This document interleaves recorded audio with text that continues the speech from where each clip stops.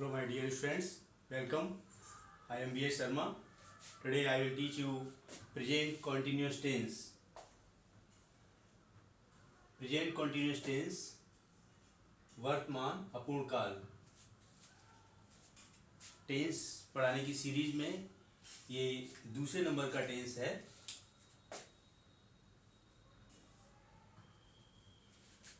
हमने इससे पहले अपना वीडियो बनाया हुआ है, उसको अच्छी तरह से देख लें। उसमें हमने डिटेल में टेंस क्या होते हैं, टेंस कितने होते हैं, सबका चार्ट बना के दिया हुआ है। और उसके साथ में प्रेजेंट टेंस का प्रेजेंट इंडेफिनिट टेंस पढ़ा दिया है और उसमें काफ़ी डिटेल से रूल बताए हुए हैं। उन रूल्स को समझ लेंगे तो आगे के टेंसेस बहुत सरल हैं, कुछ भी नहीं है। एक एक बहुत छोटा सा रूल होता है, वही पैटर्न सब में मिलेगा।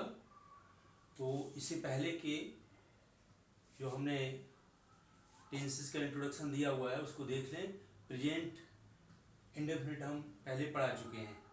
उस क्रम में आज ये है प्रेजेंट कॉन्टिन्यूस टेंस। प्रेजेंट के जो चार भाग होते हैं उनमें से दूसरा है वर्तमान अपूर्ण काल। इसमें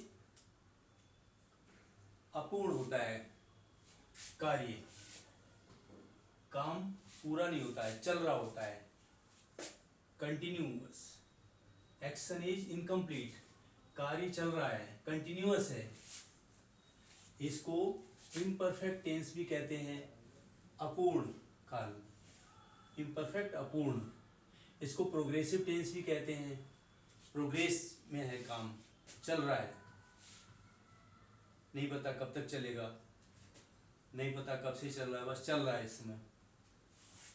और हर टेंस की एक पैटर्न होता है, हर टेंस की एक मेन पहचान होती है, वो है ये। इसमें सब्जेक्ट प्लस इज या आर या एम प्लस वर्ब की फर्स्ट फॉर्म प्लस आईएनजी, ये अगर रखे हुए मिलते हैं सब्जेक्ट के अनुसार, अगर सिंगुलर सब्जेक्ट है तो इज लगेगा, आई है तो आई के साथ एम लगेगा, प्लूरल सब्जेक्ट है तो आर लगेगा। तो इनमें से एक लगेगा, ये हेल्पिंग वर्ब कहलाती है, प्लस वर्ब की फर्स्ट फॉर्म में आईएनजी लगी हुई होगी। अगर ये कहीं किसी इंग्लिश के सेंटेंस में लगा हुआ मिल जाता है तो उस इंग्लिश के सेंटेंस को प्रेजेंट कॉन्टिन्यूस टेंस का माने। और उनकी हिंदी बनाते समय ये आएगा उसके अंत में। हिंदी से इंग्लिश और इंग्लिश से हिंदी बनाने के रूल्स भी इसमें दिए हुए हैं। हिंदी वाक्यों की पहचान,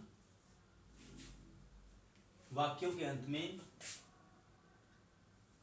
रहा है, रही है, रहे हैं, रहा हूं आदि शब्द। हिंदी के वाक्य अगर होंगे इस टेंस के तो उनके अंत में ये लिखा हुआ होगा, रहा है, रही है, रहे हैं, रहा हूं। और इंग्लिश का सेंटेंस होगा तो उसमें जैसे अभी हमने यहाँ बताया, इज होगी या आर होगा या एम होगा, इनमें से कोई एक होगी हेल्पिंग वर्ब, फिर वर्ब की फर्स्ट फॉर्म प्लस आईएनजी। ये इंग्लिश के सेंटेंस की पहचान है। हर टेंस की एक हेल्पिंग वर्ब होती है। इस टेंस की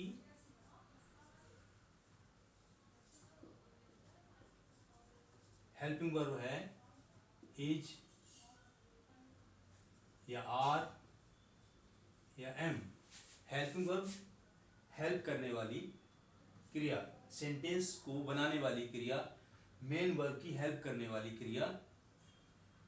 सेंटेंस में यहाँ दो क्रियाएं मिलेंगी, दो वर्ब मिलेंगी। एक हेल्पिंग वर्ब जैसे इज, आर, एम, इनमें से एक रखी जाएगी और ये वर्ब की फर्स्ट फॉर्म दी हुई है, ये मेन वर्ब होती है, मुख्य क्रिया। इसकी फॉर्म चलती हैं, यहाँ वर्ब की फर्स्ट फॉर्म में आईएनजी लगेगी। जैसे इससे पहले वाला जो टेंस पढ़ाया था प्रेजेंट इंडेफिनिट टेंस उसमें वर्ब की फर्स्ट फॉर्म आती है किसी न किसी रूप में, वर्ब की फर्स्ट फॉर्म होगी उसमें, वो अलग से वीडियो देख लें प्रेजेंट इंडेफिनिट टेंस में, या वर्ब की फर्स्ट फॉर्म में ऐसे एस होगा। यहाँ क्या है, प्रेजेंट कंटिन्यूअस में वर्ब की फर्स्ट फॉर्म में, इसको मेन वर्ब कहते हैं, वर्ब की फर्स्ट फॉर्म में आईएनजी लगी हुई होगी। इस टेंस की हेल्पिंग वर्ब ये याद कर लें, इच आर एम में से कुछ होगा। एग्जाम्पल है, अध्यापक कक्षा में पढ़ा रहा है, काम चल रहा है पढ़ाने का। ये हिंदी वाक्य के अंत में मिलेगा, रहा है, रही है, रहे हैं। इसे पहचानेंगे कि ये सेंटेंस हिंदी का जो है वो प्रेजेंट कंटिन्यूअस टेंस का है। अब इसको जब बनाएंगे तो टीचर सब्जेक्ट हो गया, टीचर ये सब्जेक्ट हो गया, और ये इज इसमें से आ गई हेल्पिंग वर्ब, टीचिंग वर्ब की फर्स्ट फॉर्म में आईएनजी, और इन द क्लास ये ऑब्जेक्ट हो गया। अध्यापक कमरे में पढ़ा रहा है, ऑब्जेक्ट बाद में रखा जाता है मेन वर्ब के, हेल्पिंग वर्ब मेन वर्ब से पहले आती है, सब्जेक्ट शुरू में।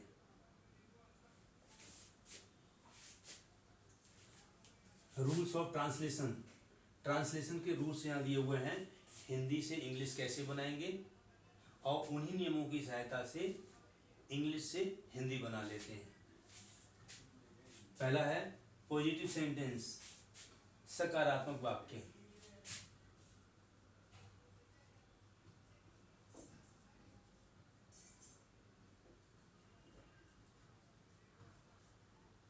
जिसमें हाँ का सेंस होगा, काम चल रहा है, काम हो रहा है, कोई ना कोई काम कर रहा है, वो सकारात्मक वाक्य होगा।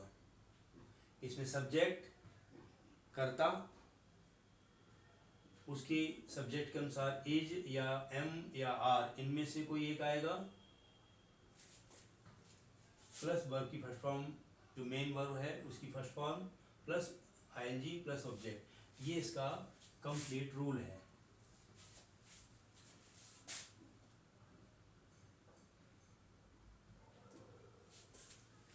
एग्जाम्पल, बच्चे क्रिकेट खेल रहे हैं। अब बच्चे यहाँ कर्ता हो गया, काम का करने वाला कर्ता कहलाता है, डूअर है। क्रिकेट कर्म हो गया, जिसको कर्म कहते ऑब्जेक्ट कहते हैं, कर्ता को सब्जेक्ट कहते हैं या डूअर कहते हैं, कर्म को ऑब्जेक्ट कहते हैं। और खेल रहे हैं, ये मुख्य क्रिया,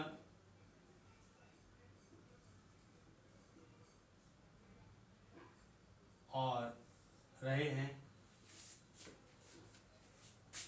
ये सहायक क्रिया।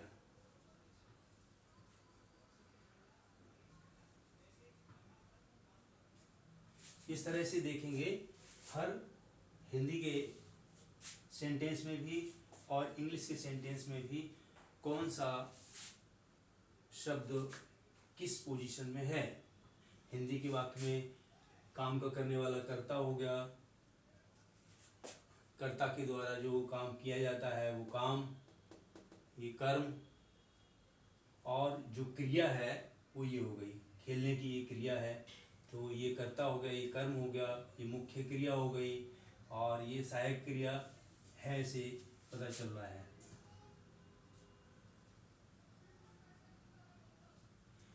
इसी तरह से यहाँ चिल्ड्रन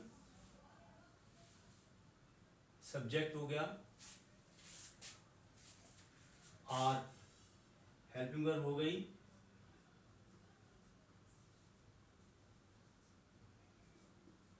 इसको सहायक क्रिया कहते हैं ये, और प्लेइंग मेन वर्ब हो गई, मुख्य क्रिया, और क्रिकेट यहाँ पर ऑब्जेक्ट हो गया। ये बात जानना बहुत आवश्यक है शुरू में कि सदा वाक्य है बच्चे क्रिकेट खेल रहे हैं, तो यहाँ पर हिंदी में कर्ता शुरू में रखा होता है, फिर कर्म होता है, फिर क्रिया होती है। लेकिन इंग्लिश के सेंटेंस में कर्ता के बाद में दोनों क्रियाएं आ जाएंगी, हेल्पिंग वर्ब आ जाएगी और मुख्य क्रिया आ जाएगी, कर्म बाद में चला जाएगा। हिंदी के वाक्य में कर्म बीच में होता है, मुख्य क्रिया या सहायक क्रिया बाद में होती है, और इंग्लिश के सेंटेंस में मुख्य क्रिया और सहायक क्रिया बीच में आ जाती है, ऑब्जेक्ट कर्म बाद में चला जाता है। इतना अंतर है। कर्ता अपनी जगह रहता है, कर्ता सब्जेक्ट नाउन शुरू में रहेगा। हिंदी के वाक्य में कर्म बीच में आ जाता है और इंग्लिश के वाक्य में मुख्य क्रिया और सहायक क्रिया बीच में आ जाती है, कर्म बाद में चला जाता है। तो ये जो पॉजिटिव सेंटेंस है फिर से एक बार देख लेंगे। सब्जेक्ट शुरू में रखेंगे, उसके बाद में इज या एम या are plus verb form plus I N G plus object. फिर निगेटिव सेंटेंस होता है नकारात्मक।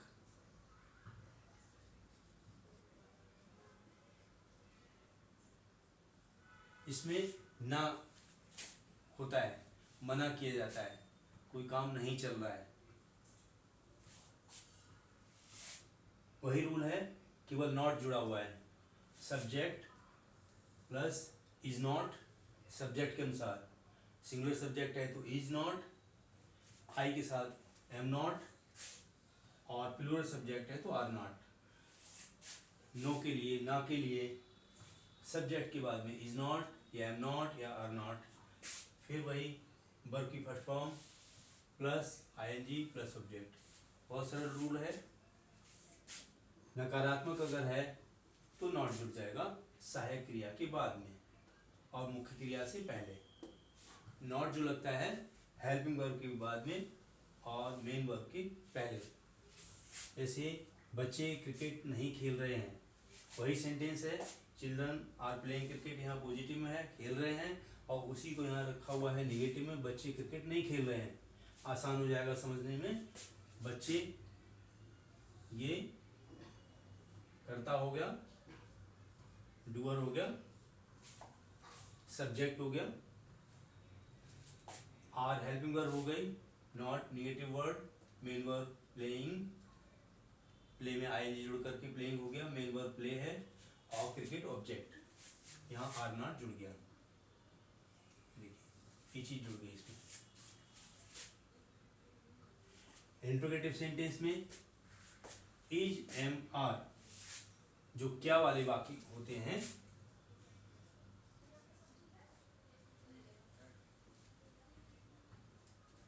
कोई सेंटेंस होता है क्या से शुरू होता है, तो उसमें शुरू में इज या एम या आर सब्जेक्ट के अनुसार अकॉर्डिंग टू सब्जेक्ट। सब्जेक्ट एक वचन का होगा इज, सब्जेक्ट बहुवचन का होगा आर, अगर आई होगा तो उसके साथ am, is am are. Subject के अनुसार इनमें से एक हेल्पिंग वर्ब शुरू में लग जाएगी। अगर हिंदी के वाक्य में क्या शुरू में दिया हुआ है तो फिर सब्जेक्ट प्लस वर्ब की form plus I N G plus object plus other. अगर कुछ और भी है सेंटेंस में बाद में कर्म के बाद में, वो लास्ट में रख दिया जाएगा। अदर क्या है अभी हम बताएंगे नीचे के सेंटेंस में। इसमें आप ये देखेंगे कि जो सिंपल सेंटेंस था या पॉजिटिव सेंटेंस था, इसमें सब्जेक्ट के बाद जो इज आर एन आनी थी वो क्या के लिए सब्जेक्ट से पहले इज आर एन आ गया है। क्या के लिए इज एम आर सब्जेक्ट से पहले आ जाता है, बाकी मेन वर्ब आईएनजी ऑब्जेक्ट ये सब सब्जेक्ट के बाद में रहेंगे। बाद में क्वेश्चन मार्क लगा देंगे। एग्जाम्पल, क्या हरी अपने भाई के साथ स्कूल जा रहा है। अब क्या की अलग से इंग्लिश नहीं रखते हैं। हाँ, अगर वाक्य के बीच में आता है क्या, उसकी इंग्लिश वर्ड लिखते हैं।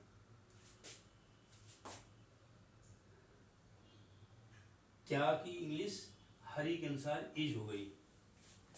हरी एक वचन है इसलिए इज पहले आ गया। इज हरी फिर मेन वर्ब में आईएनजी, गोइंग टू स्कूल और टू स्कूल, स्कूल ऑब्जेक्ट हो गया, यहाँ तक हो गया, और विद हिज ब्रदर, ये अदर हो गया।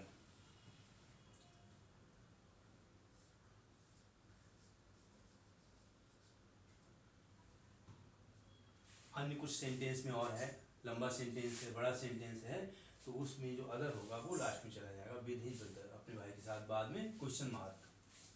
क्या हरी अपने भाई के साथ स्कूल जा रहा है, तो हरी के अनुसार इज आ गया, क्या की इंग्लिश इज हरी, ये यहाँ पर क्या का अर्थ देगा, हेल्पिंग वर्ब पहले आ जाएगी इसमें, ये हेल्पिंग वर्ब है, इज एम आर, क्या के लिए ये हेल्पिंग वर्ब सब्जेक्ट से पहले आ जाती है। फिर वही सब्जेक्ट हरी, फॉर्मूला वही है। तो जो आप देखेंगे मेन फॉर्मूला यहाँ पर ये था इन चीज़ों की पहचान में, और पॉजिटिव सेंटेंस का जो फॉर्मूला है वही हो रहा है, उसमें नेगेटिव के लिए नॉट लग गया, इंट्रोगेटिव के लिए इज एम आर जो हेल्पिंग वर्ब है सब्जेक्ट से पहले आ गई, बाकी वही रूल है। फिर इसमें डबल इंट्रोगेटिव होता है, डबल इंट्रोगेटिव उसे कहते हैं जिसमें क्वेश्चन वर्ड दिया होता है, कहाँ, क्यों, कैसे, कितने, कब, ये क्वेश्चन वर्ड हिंदी के सेंटेंस में बीच में आते हैं। एक हमने बताया क्या शब्द भी कभी कभी हिंदी के सेंटेंस में बीच में आता है, हरी अपने कमरे में क्या कर रहा है, तो उस क्या की अंग्रेजी वर्ड लगाएंगे, सेंटेंस के बीच में अगर क्या आता है तो उसका एग्जांपल हम दे देंगे। यहाँ डबल इंट्रोगेटिव सेंटेंस का जो फॉर्मूला है तो उसमें क्वेश्चन वर्ड शुरू में रख देंगे, उसके बाद ये helping verb is are am में से कुछ आएगी, उसके बाद सब्जेक्ट, उसके बाद वर्ब फॉर्म में I N G plus object plus question mark. आप देखेंगे वही रूल है जो पॉजिटिव में है, फर्क क्या है कि सब्जेक्ट यहाँ पर है, सब्जेक्ट से पहले ये हेल्पिंग वर्ब आ गई जो यहाँ बताई थी, और उससे भी पहले क्वेश्चन वर्ड। अगर हिंदी वाक्य में क्वेश्चन वर्ड बीच में आते हैं तो वो क्वेश्चन वर्ड कहलाते हैं, उनकी इंग्लिश यहाँ पे what, where, when, why, how, how many, whom, whose, who, ये सभी क्वेश्चन वर्ड हमने पहले वाले वीडियो में प्रेजेंट इंडेफिनिट में लिख के दिए हुए हैं, वहाँ से देख लें। तो ये क्वेश्चन वर्ड शुरू में रख दिए जाएंगे, उसके बाद ये हेल्पिंग वर्ब, सहायक क्रिया, फिर कर्ता, मुख्य क्रिया की फर्स्ट फॉर्म में आईएनजी, फिर ऑब्जेक्ट। इस तरह से ये इसका आगे हम एग्जांपल देंगे। एक बार फिर से ये इसकी पहचान है इस टेंस की, इंग्लिश के सेंटेंस की पहचान हमने यहाँ लिख भी दी हुई है, हिंदी वाक्यों के अंत में ये, और इसको बांटा है 4 भागों में। पॉजिटिव सेंटेंस, इसका रूल ये subject plus is am are में से कुछ verb form I N G plus object. फिर नेगेटिव सेंटेंस में सब्जेक्ट के साथ में इज नॉट या एम नॉट या are not plus verb form में आईएनजी प्लस ऑब्जेक्ट, एग्जांपल से दिया हुआ है। और उसके बाद इंट्रोगेटिव सेंटेंस में इज एम आर जो हेल्पिंग वर्ब है सब्जेक्ट से पहले आ जानी है, वर्ब फॉर्म में आईएनजी ये सब्जेक्ट के बाद में आ जाएगा, ऑब्जेक्ट और अन्य होता चला जाएगा। डबल इंट्रोगेटिव सेंटेंस में क्वेश्चन वर्ड सबसे शुरू में आ जाएगा, उसके बाद फिर हेल्पिंग वर्ब में से कुछ रखा जाएगा, इज आर एम में से, तब सब्जेक्ट, वर्ब फॉर्म में आईएनजी, ऑब्जेक्ट, इस तरह से। नेक्स्ट, वह दिल्ली क्यों जा रहा है, ये जो क्वेश्चन वर्ड आ गया क्यों, इसको सबसे पहले ले आएंगे। ये क्वेश्चन वर्ड हो गया, फिर ये हेल्पिंग वर्ब इज, ही के अनुसार, ही सिंगुलर है इसलिए इज आ गया क्वेश्चन वर्ड के बाद में, हेल्पिंग वर्ब इज, फिर ही सब्जेक्ट की जगह प्रोनाउन, फिर वर्ब की फर्स्ट फॉर्म में I N G, to go to Delhi, why is he going to Delhi, वो दिल्ली क्यों जा रहा है। तो क्वेश्चन वर्ड की इंग्लिश सबसे पहले, फिर हेल्पिंग वर्ब, फिर सब्जेक्ट प्लस आगे वर्ब की फर्स्ट फॉर्म में आईएनजी, देन ऑब्जेक्ट। तुम क्या पढ़ रहे हो। अब ये जो क्या है वाक्य के बीच में है, तो जो क्या वर्ड वाक्य के बीच में आता है उसकी इंग्लिश वर्ड लगाते हैं, और जो क्या वाक्य शुरू में आता है उसकी इंग्लिश अलग से वर्ड नहीं लगाते, वही हेल्पिंग वर्ब आ जाती है। ये अंतर होता है। तुम क्या पढ़ रहे हो, व्हाट आर यू रीडिंग। क्या तुम पढ़ रहे हो, आर यू रीडिंग। शब्द वही हैं, बस इधर उधर हो गए हैं। अगर वाक्य के बीच में आ जाएगा क्या तो वो क्वेश्चन वर्ड हो जाएगा और उसकी अलग से इंग्लिश वर्ड लगेगी। Then are helping verb, subject you, reading. अगर क्या वाक्य शुरू में आ जाएगा तो हेल्पिंग वर्ब आर लग जाएगी, यू के अनुसार आर। यू प्लूरल है, प्लूरल के साथ में आर यू रीडिंग, क्या तुम पढ़ रहे हो। फोर्थ नंबर है इंट्रोगेटिव निगेटिव, जिसमें हमने बताया कि सेकंड नंबर का निगेटिव और थर्ड नंबर का इंट्रोगेटिव, ये दोनों को मिला करके फोर्थ टाइप का ये बनता है। किसी भी टेंस के 4 भागों में बांट के पढ़ा रहे हैं। पहला बताया पॉजिटिव, दूसरा निगेटिव, तीसरा इंट्रोगेटिव और चौथा इंट्रोगेटिव निगेटिव। तो दूसरा निगेटिव, तीसरा इंट्रोगेटिव, दोनों को मिला करके इंट्रोगेटिव निगेटिव, इसमें प्रश्न भी पूछा जा रहा है और ना भी है। तो इसमें क्वेश्चन वर्ड होगा प्लस हेल्पिंग वर्ब होगी, फिर सब्जेक्ट, सब्जेक्ट के बाद नॉट, नॉट सब्जेक्ट के बाद में आएगा और मेन वर्ब से पहले आएगा। ये मेन वर्ब मुख्य क्रिया,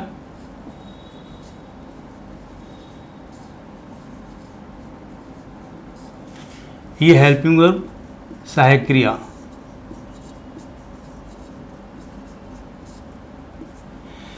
सहायक क्रिया सब्जेक्ट से पहले लग जाएगी प्रश्नवाचक वाक्य में, उससे ही पहले प्रश्नवाचक शब्द क्वेश्चन वर्ड, और सब्जेक्ट के बाद में नॉट लगेगा, मेन वर्ब से पहले नॉट लगेगा, फिर मेन वर्ब में आएंगी और ऑब्जेक्ट क्वेश्चन मार्क। जैसे क्या वे मैदान में नहीं खेल रहे हैं, तो क्या शुरू में लगा हुआ है, इसकी अलग से अंग्रेजी नहीं लगेगी, हेल्पिंग वर्ब आर आ जाएगी। Are they not playing in the ground. They subject की जगह, कर्ता की जगह प्रोनाउन बे बहुवचन लिखा हुआ है।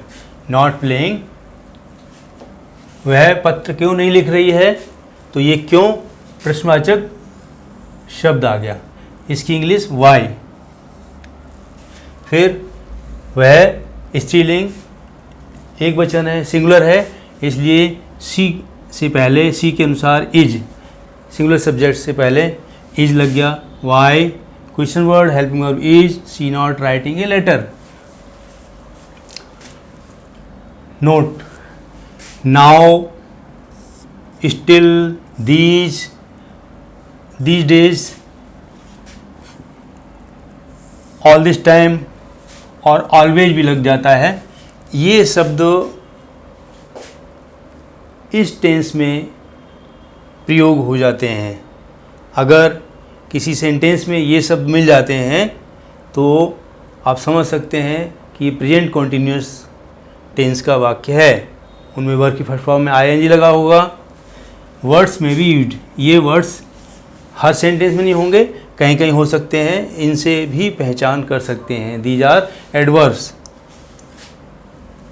अब verbs not use in present continuous tense, ये वर्ब्स ऐसी हैं जो हमने लिखी हुई हैं, इन वर्ब्स को प्रेजेंट कॉन्टिन्यूस टेंस में प्रयोग नहीं करते हैं, अवॉइड करना चाहिए। Avoid these verbs in present continuous tense.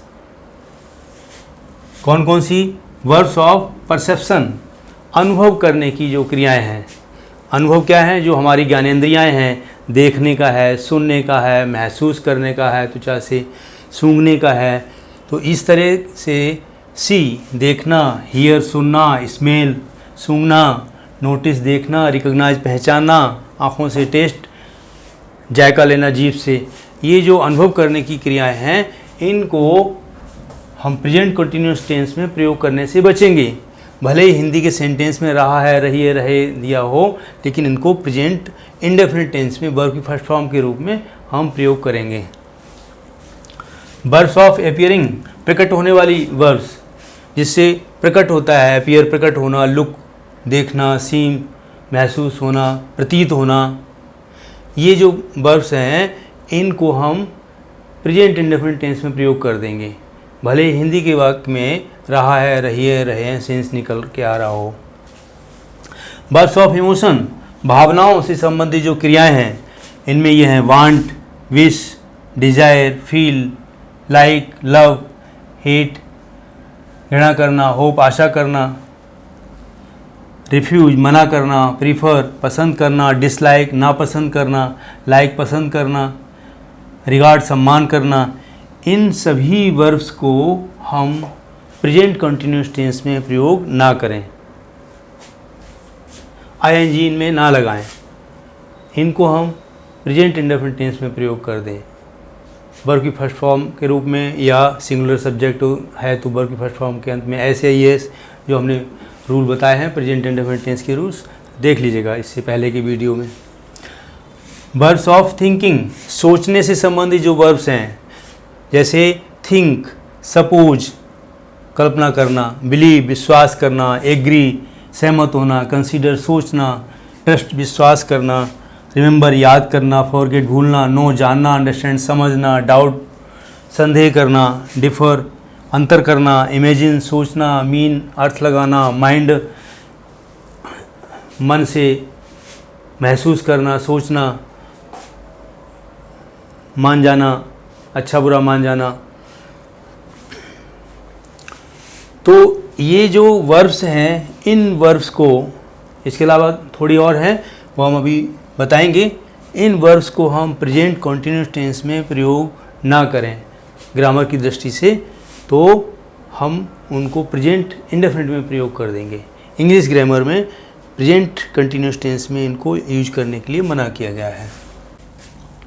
Have, on, possess, belong to, contain, consist of, be. Have और पॉसेज रखने के सेंस में, ऑन अधिकार होना, बिलोंग टू संबंधित होना, कंटेन रखना, कंसिस्ट ऑफ जोड़ना, बी होना, ये सभी वर्ब्स ऐसी हैं जिनको कंटिन्यूस फॉर्म में प्रयोग नहीं करना चाहिए। जैसे he is having a pen, वह एक पेन रख रहा है तो हैविंग गलत है, ही हैज ए पेन ये सही है। दी ग्रेप्स आर टेस्टिंग सोअर, ये अंगूर खट्टे हो रहे हैं, ये गलत है।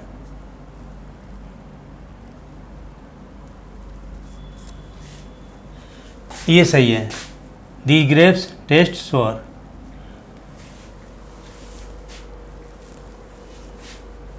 तो टेस्ट उन वर्ब्स में से है जो मना की गई है जिनमें कॉन्टिन्यूस फॉर्म प्रयोग नहीं करना है। अब नोट है, above listed verbs can be used in continuous tense. अब अपवाद है कि ऊपर दी हुई जो वर्ब्स हैं उनको कंटिन्यूस फॉर्म में प्रयोग कर सकते हैं, लेकिन कहाँ? With a changed meaning.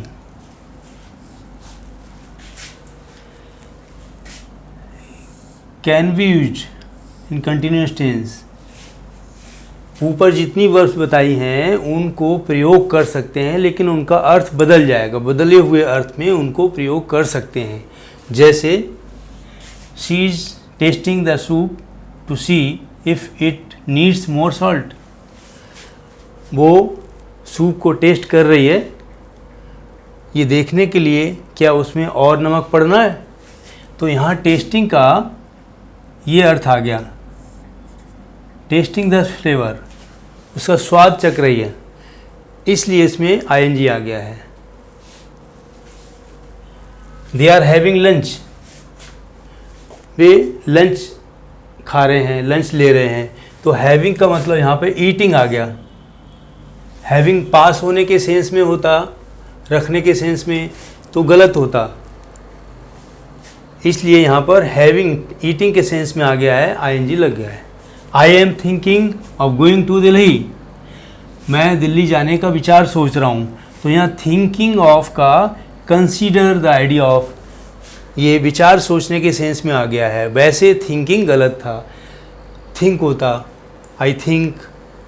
तो इस तरह से इन वर्ब्स को जो ऊपर बताई हैं उनको बदले हुए सेंस में प्रयोग किया जा सकता है। अब usages of present continuous tense. Present continuous tense का प्रयोग कहाँ कहाँ होता है, कहाँ कहाँ हो सकता है, कैसे पहचानेंगे, ये हम आपको बता रहे हैं। प्रेजेंट कंटिन्यूस टेंस में पहला, for the action going on eight the time of speaking. बोलते समय काम चल रहा होता है, तो बोलने के समय में जब वक्ता बोल रहा है उस समय में काम अगर चल रहा होता है, कंटिन्यू है, तब प्रयोग करते हैं। जैसे शी इज सिंगिंग, वह गा रही है, तो इस समय गा रही है। Now the students are playing hockey, बच्चे हॉकी खेल रहे हैं, इस समय खेल रहे हैं।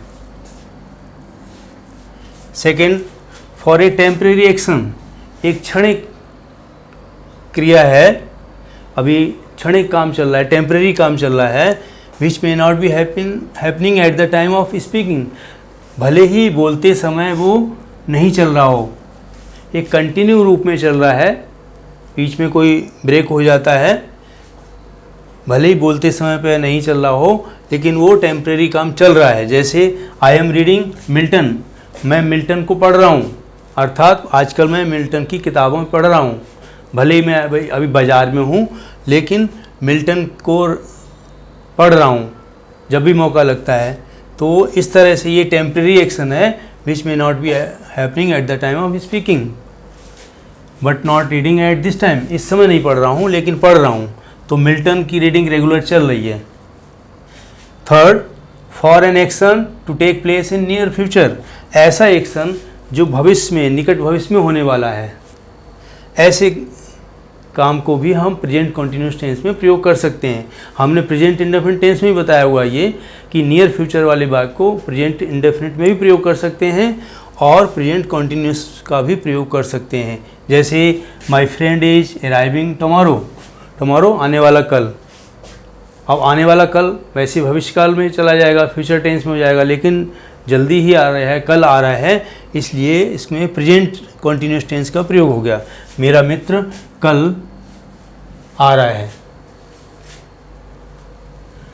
ऑब्स्टिनेट हैबिट, कोई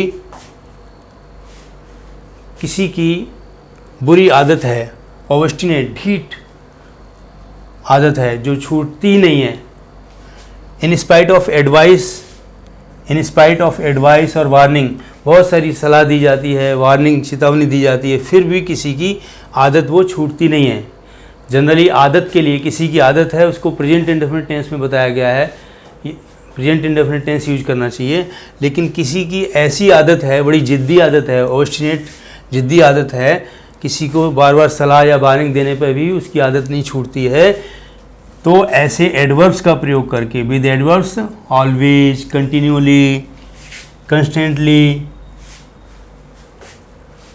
ऐसे एडवर्ब्स को प्रयोग करके उनको हम प्रेजेंट कंटिन्यूस टेंस में बना सकते हैं। जैसे my dog is very silly, मेरा कुत्ता बहुत मूर्ख है, मूर्खतापूर्ण व्यवहार करता है। He is always running out into the road, वो हमेशा सड़क पर भागता रहता है, सड़क पर भागता रहता है, भाग जाता है। तो यहाँ पर प्रेजेंट कंटिन्यूस टेंस का प्रयोग हो गया है रनिंग आउट, ऑलवेज का प्रयोग करके।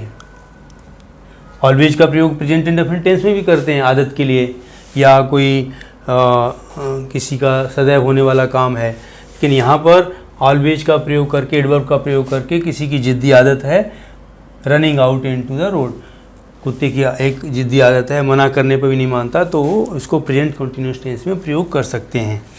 इन इंटेंशन और लाइक्लीहुड, किसी का इरादा है भविष्य में काम करने का, या कोई संभावना है ऐसी, तो भी प्रेजेंट कंटिन्यूस टेंस का प्रयोग यहाँ हो जाता है। जैसे he is going to buy a car, वह एक कार खरीदने जा रहा है, तो कार तो खरीदेगा फ्यूचर में, आने वाले समय में, लेकिन उसका इरादा है, तो किसी के इरादा को दिखाने के लिए भी प्रेजेंट कंटिन्यूस टेंस का प्रयोग कर देते हैं। The patient is going to die, patient मरीज मरने वाला है, तो यहाँ संभावना लग रही है कि अब ऐसा लगता है वो मर जाएगा, तो फ्यूचर में मरेगा, लेकिन यहाँ प्रेजेंट कंटिन्यूस टेंस में उसकी संभावना लग रही है, उसको प्रेजेंट कंटिन्यूस टेंस में प्रयोग कर सकते हैं। इस तरह से ये इसकी पहचान है, कहाँ कहाँ इसको प्रयोग कर सकते हैं। स्टूडेंट्स, हमने इसको बहुत बारीकी से बता दिया है, प्रेजेंट कंटीन्यूअस टेंस को कहाँ कहाँ इसका यूज होता है, किन वर्ब्स को अवॉइड करना चाहिए प्रेजेंट कंटीन्यूअस टेंस में प्रयोग करने के लिए, या बदले हुए सेंस में उन वर्ब्स को कहाँ प्रयोग करते हैं। बाकी उसके पहले हमने 4 भाग में बांट करके प्रेजेंट कंटीन्यूअस टेंस को बता दिया कि क्या रूल्स हैं उसके। तो मैं समझता हूँ कि इनको दोहरा लेंगे तो बहुत अच्छी तरह से समझ में आ जाएगा, और बार बार वीडियो को देख लेंगे तो इस तरह इनका प्रयोग करते हुए अगले टेंसेस बहुत अच्छी तरह से समझ में आएंगे। अब मिलते हैं किसी अन्य वीडियो में बहुत जल्दी ही। थैंक्स।